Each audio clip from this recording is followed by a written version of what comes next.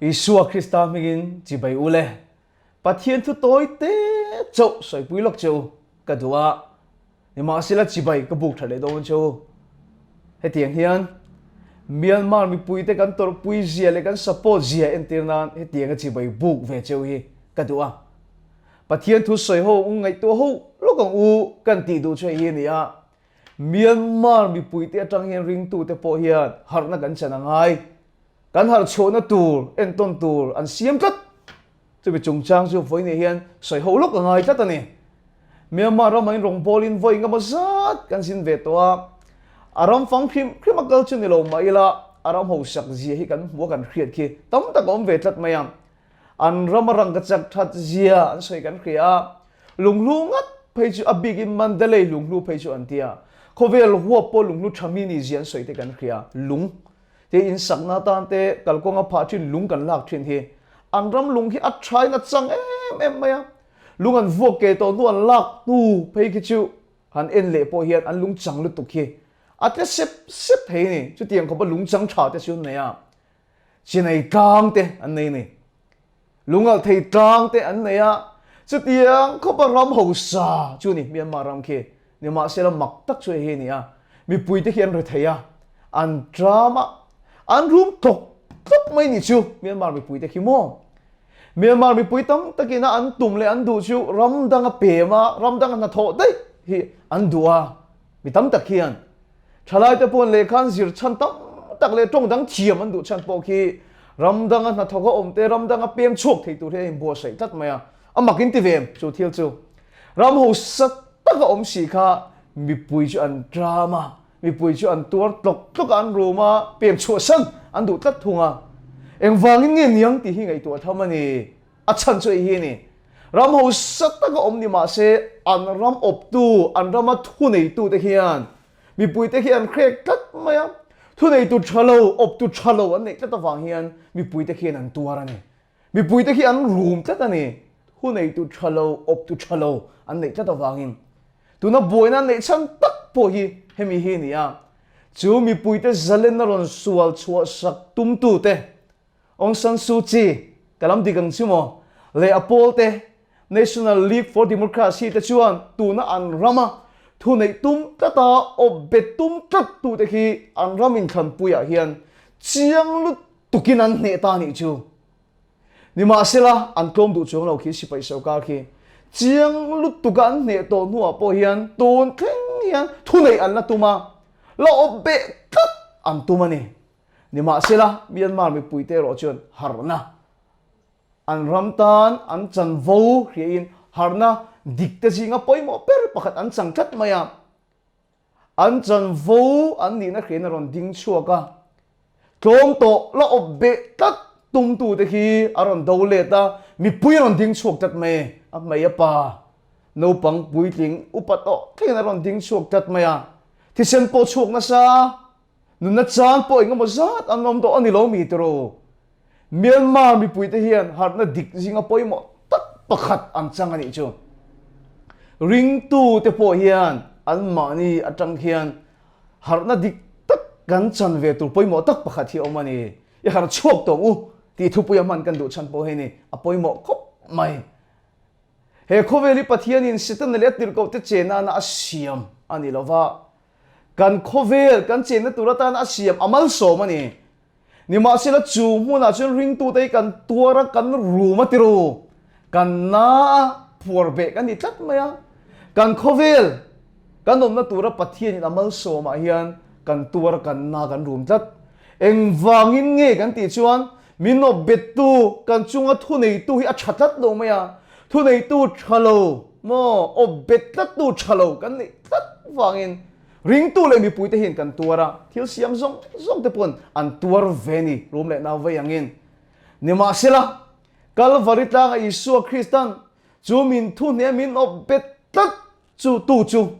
chiang lu tukin Calvary tang Isu Christian an ne to a ni ma sela tu thengin seten a po hian min la thu ne min la obbe hi atum tat thungani Isuan Calvary tang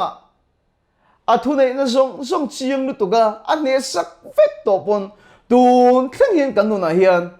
thu này te min ở bể te ala tung tất à cho tiếng chết cho Myanmar bị bụi te thiếu tồn po này nhưng mà sẽ là ni cho anh ni na khía in anh ding chua cả thì sen chua copin nun na cha ngam copin anh đâu lệ tất cái ni ring tu te po Myanmar bị bụi te hi min ti har ve se Calvary tang Isu Christian min he sak to tun thlang min la ở bể tất tum tu sẽ thế này hi đâu lệ tin ama ding ngam vein Hebrai bung so pani changa amin fuyang khan sual dawin thi sen chuak hian ring tu te zo hi kan tang ve ngamangem ti hi Bible hian min zo adu chu ni ha voi ni pon ka zo du chu ni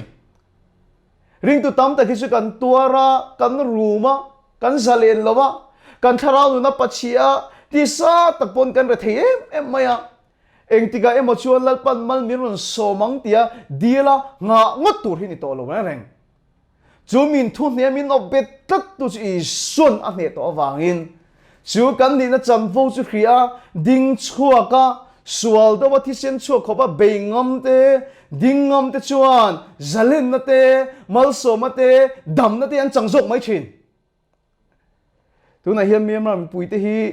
en tiga nghe lâu en don cả khéo lâu vạ zalen anh chẳng tụi em yên hôn lại hiền lâu chẳng nghe tôi sẽ gắn vấn tụi em anh đã chẳng lâu mấy thầy bọc à chẳng nghe tụi mình đủ sạc na cần là nè anh chẳng đâu nghe đôn lô cần chiang lô nè đi mà sẽ là cái ni về thùng chu Bible in khel dan chuan Jacob bung li chang saria diabolo đâu dar u ti chuan tan bo sa nang chu atia cái ni chu kan ne ngei do na ni ti khia đâu le turin mo kan ne ngei do ni ti khia ding chuak turin kan pathin thu chu min khil thunga kan be dan turi e nang lo thung ani chu chú bảo chú với này hình ring tụ đủ tất i har chuak tongu tia kan i som du na chan chu hi ni a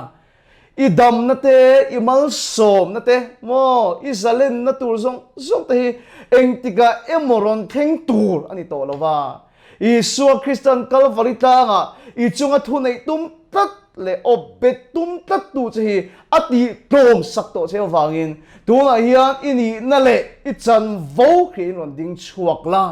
chú mi te chuan mal so ma te zalen na te dam na te chu an chan vo chu an chẳng thei mấy chuyện này chu kha tối te kan soi dong ka ti kha a top nan kan soi pui du chu hi ni eng tin nge chú sual chu kan do le tang tu na chom miam mang pui te chon kong te an so atro sipai ten vom le ta mom bati te an chia kan ti ve mai don em ni kong te hi kan so ve nga thavek bang rem lai bầu ruột tay gắn vốn mang á mò nghe mong bật chi tay hiền gắn gal call về thôi nhưng mà xin là Bible mình hiểu rằng chuyện cái ni buồn thì chút ti sa lệ thì xin anh đi về tất lâu mày à anh tin nghe gắn đầu lệ tăng hay hi nè Myanmar mi pui tay hiền anh ni na lệ anh chân vô khía anh on din chua hiền ram tâm ta gắn làm anh hoya mò sarkar tâm ta kin anh trần tất mày à anh ta nó on trong chua cả cái ni theng pon thì hiềnกันlâu tì về kha